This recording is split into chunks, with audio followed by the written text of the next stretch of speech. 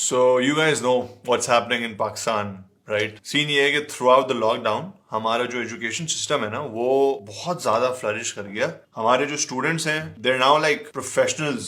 Like a year into their schooling system, they're like fucking चांद पे जाना है ब्रो. मतलब हम सर्जरीज दे दो हमें, हम गाड़ियां बना लेंगे. और उसकी जो बेस्ट 3 वजूहात हैं वो ये है कि हमारा जो इंटरनेट सिस्टम है वो बहुत टाइट है. हर वक्त इंटरनेट सर्विस टॉप नॉच. हमारे मुल्क में 24 में से 27 घंटे बिजली आती है और हमारे जो टीचर्स हैं वो नासा से बुलाए हैं. तो जब ये तीनों चीजें मिली, बेहतरीन combination, the educational ecosystem just boomed man. And फिर आपकी अम्मा ने ना खाच करके चमाड़ मारा आपके मुंह पे कि उठ सुबह की नमाज पढ़ ले, सुबह हो गई. And that's when it hit you कि आपके लग गए. अगर आप स्टूडेंट नहीं है पाकिस्तान के अंदर और आप ये वीडियो देख रहे हैं तो मैं आपको बताना चलूं कि आपके घर में जो बच्चा है, जो बेटा है, जो आपका भाई है, वो उसकी टांगे जो है ना छत से लग चुकी हैं. और उसकी वजह यह है कि पूरे 1 साल हमारे मुल्क के स्कूल्स, कॉलेजेस एंड यूनिवर्सिटीज ने ऑनलाइन क्लासेस के नाम पर जो स्कैम रचाया है, उसके बाद उन्होंने बेसिकली बोल ये दिया है कि भाई अब हम ऑन साइट एग्जाम्स लेंगे आपसे. The reason I keep emphasising on site is कि इस वक्त ट्रेंडिंग जो हैशटैग है वो चल रहा है physical exam. Physical exams are not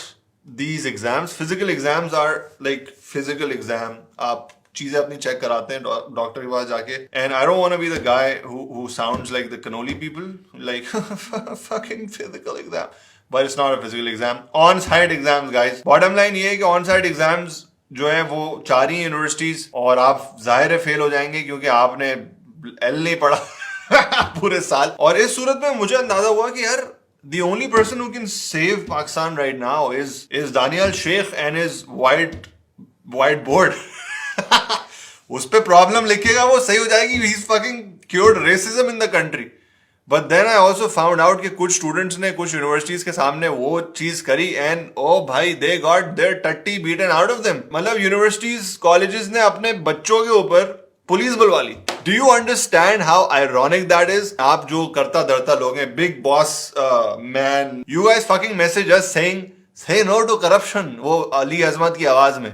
And then when these kids come up to you and say ये corruption हमारे साथ हो रही है, ये ना करें, तो आप उनकी एनल कैविटीज को जो है ना वो एकदम यूं खोल देते हैं. और समझ रहे हैं आप, मुझे तो पाकिस्तानी एजुकेशन सिस्टम पर कभी कोई भरोसा ही नहीं रहा. हमारी जो एजुकेशन सिस्टम है ना वो और technology, this like to fucking far apart things. और इसकी मैं छोटी सी आपको एग्जांपल दे देता हूं. जिस यूनिवर्सिटी से मैं पढ़ा हूं, पहले वहां पे ना पहले साल फिजिकल रजिस्ट्रेशन होती थी कोर्सेज की. आपको लाइन में ना चुत्तुओं की तरह लगना पड़ता था. 2 किलोमीटर लंबी लाइन होती थी और एक एक बंदा जो है टेबल पे जाके अब साइन करता था और बोलता था मुझे ये कोर्सेज चाहिए.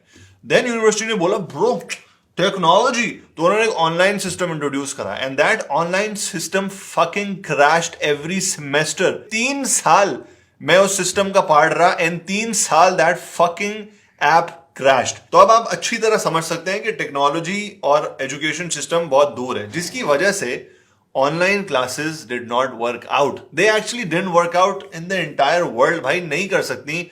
अटेंशन स्पैन का मसला होता है, आपके बाजू में मसले हैं, डिस्ट्रैक्शंस है, it does not work. You have to understand कि जब ऑनलाइन क्लासेस उस तरीके से नहीं हो सकती तो आप रियल जो एक्चुअल प्री कोविड टाइम्स था उस हिसाब से बच्चों को जज नहीं कर सकते. ये बच्चे घर पे पड़े हुए हिला रहे थे, टिकटॉक देख रहे थे, टिकटॉक के ऊपर शर्टें उतर रही थी, नाच रहे थे, गा रहे थे. अब इनको आप बोल रहे हो कि वापस स्कूल में आ जाओ, 2 दिन के अंदर एग्जाम देना है, 10 दिन है आपके पास प्रिपेयर करने के लिए. भाई मतलब फटकर हाथ में नहीं आएगी तो क्या होगा. अब इसी कॉन्वर्जेशन के अंदर बहुत सारी टीचर्स के मैंने ओपिनियंस लिए और उनका कहना यह था कि भाई बच्चों ने भी तो जो है वो सही से नहीं पढ़ा. हमने तो कोशिश करी थी मगर बच्चों ने भी कोशिश नहीं करी. भाई देखो ये सिस्टम भी आप लोगों ने खराब किया है. आप स्कूल्स में अच्छा नहीं पढ़ाते, which is why these kids go to tuition centres. Why do you think tuition centre का जो धंधा है वो इतना चलता है? उनके ट्यूशन सेंटर वालों के जो है ना आगे घरों के बाहर जो है गाड़ियां देखो कैसे लगी हुई होती हैं. वो इस वजह से क्योंकि आप स्कूल में वैसे ही नहीं पढ़ा रहे थे, वो ट्यूशन सेंटर जाके पढ़ता था. कोविड की वजह से ट्यूशन सेंटर बंद हो गए, उसने वहां पे नहीं पढ़ा, घर में तो वो वैसे ही नहीं पढ़ता था. आई अंडरस्टैंड कि टीचर्स को भी नहीं पता था. You guys were thrown into this as well. पूरी दुनिया केओस के अंदर थी. But what I am trying to say is कि भाई जब सबके लगे हुए होते हैं तो उसमें फायदा किसी का उठाना अच्छी बात नहीं है.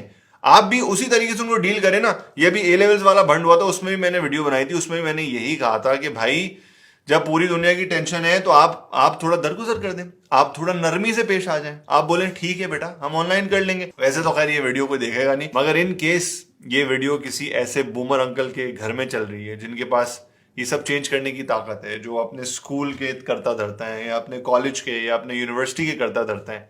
भाई ये बच्चे कहीं भागेंगे नहीं। आप अगर इनके ऑनलाइन एग्जाम्स लेंगे तो पास होके आपके पास ही आएंगे, ठीक है। वो बराबर में शकूर भाई के स्कूल नहीं चले जाएंगे। तो पैसे भाई थोड़े अरसे में कमा लेना, इस बार भी पैसे तो दे रहे हैं ना। ऑनलाइन एग्जाम्स कर लो भाई, थोड़ा सा बच्चों के ऊपर रहम करो, because here is the bottom line. जिस तरीके से पूरे मुल्क की स्टूडेंट बॉडीज इस वक्त डिस्टर्ब हुई हुई हैं, आपको क्या लगता है ये बड़े आराम से सब सही हो जाएगा? ये स्टूडेंट्स अपने दिल में एक आग लेकर बड़े होंगे, एंड जब ये बड़े होंगे ना तो इनका सिर्फ एक गोल होगा कि मुल्क को, सिस्टम को खाना है, चीट करना है, ब्रेक करना है, किसी तरीके से बस अपनी जेब में पैसे भरने, बाकी सबका काटना है। क्योंकि आपने जब इनका काटा है तो ये आगे जाके दूसरों का काटेंगे। हाउ डू यू थिंक हम इतना करप्शन से स्ट्रगल कर रहे हैं? Because the education system fucking failed all of you and it's failing us, it's going to keep failing everyone. क्योंकि एक विशियस साइकिल है भाई। आप एक अच्छे स्टूडेंट के साथ बुरी तरह पेश आके उसको एक शिट प्रोफेशनल बनाते हो, उसको एक शिट ह्यूमन बीइंग बनाते हो, तो वो आगे जाके मुल्क के अंदर फूल उगाएगा। तो भाई प्लीज अपनी आगे वाली जनरेशन की टांगे आप ना काटें। ये छित्रोल जो आप कर रहे हैं, ट्विटर पे मैंने देख रहा था, बच्चों के जो है जिस्मों में नील पड़े हुए हैं। भाई खुदा का खौफ कर लो यार। You are investing in your own demise. और अगर आप कोई यंगर जनरेशन में से हैं, या आपके अब्बू अगर किसी स्कूल, कॉलेज, यूनिवर्सिटी के हेड हैं, डीन हैं, हेड मास्टर हैं, जो भी हैं, थोड़ा समझाओ उनको यार कि क्या कर रहे हैं भाई। पैसे लेके कहाँ जाएंगे? कवर में टांगे लटकी हुई हैं, चला जाएगा पैसा, कुछ फायदा नहीं होगा। ये घूम फिर के हमारे पास ही आ जाना है, क्योंकि आप बीमार हो गए तो जो डॉक्टर देख रहा होगा वो इसी सिस्टम में से बड़े होकर आपको देखेगा।